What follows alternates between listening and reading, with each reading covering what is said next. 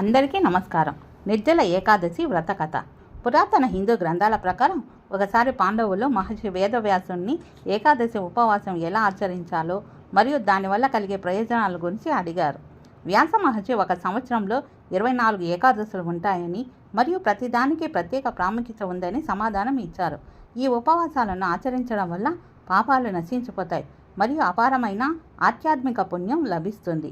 ఇది విన్న భీముడు తన ఆందోళన వ్యక్తం చేశాడు. భీముడు ఇలా అన్నాడు: నేను చాలా బలవంతుణ్ణి మరియు శక్తివంతుణ్ణి, కానీ ఆహారం లేకుండా జీవించడం నాకు అసాధ్యం. నేను ఉపవాసం ఉండలేను. నేను ఒకే ఒక ఉపవాసం ఉండి కూడా ఒక సంవత్సరంలో అన్ని ఏకాదశుల పుణ్యాన్ని పొందగలనా అని అడిగాడు. దీనికి మహర్షి ఇలా సమాధానం ఇచ్చాడు: ఓ భీమా, నిజానికి ఒక మార్గం ఉంది. జ్యేష్ఠ మాసంలో శుక్లపక్ష ఏకాదశి నాడు మీరు ఉపవాసం ఉండాలి.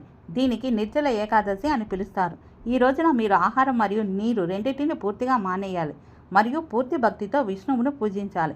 ఇలా చేయడం వల్ల మీకు 24 ఏకాదశుల ఆధ్యాత్మిక ప్రయోజనాలు లభిస్తాయి. ఈ ఉపవాసాన్ని నిర్జల అని పిలుస్తారు ఎందుకంటే ఇది నీరు కూడా తాగకుండా ఆచరిస్తారు. చాలా కష్టమైనప్పటికీ ఇది అపరిమితమైన ప్రతిఫలాలను ఇస్తుంది. ఇది పాపాలను నిర్మూలించి మోక్షాన్ని ప్రసాదిస్తుందని నమ్ముతారు.